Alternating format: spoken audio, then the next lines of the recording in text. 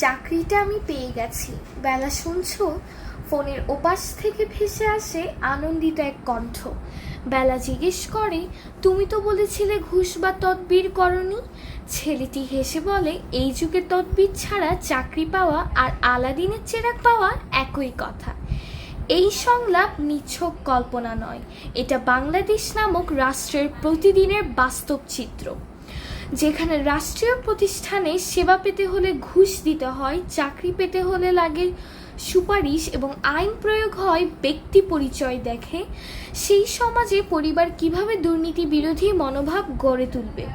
প্রিয় সভাপতি, বিচারক বৃন্দ এবং সম্মানিত শ্রোতাগণ, আমি জেসিনা জাহি বিরোধী দলের পক্ষ থেকে আজ স্পষ্টভাবে বলতে চাই, পরিবার গুরুত্বপূর্ণ, কিন্তু দুর্নীতি বিরোধী মনোভাব গঠনে মুখ্য নয়। পরিবার একটি শিশুকে শেখায় সৎ থেকেও, কিন্তু সে যখন দেখে তার বাবা ট্রেড লাইসেন্স পেতে ঘুষ দেন, তার চাচা সরকারি হাসপাতালে ভর্তি হতে টাকার খাম নিয়ে যান, আর তার বড় ভাই চাকরির জন্য তদবির করে, তখন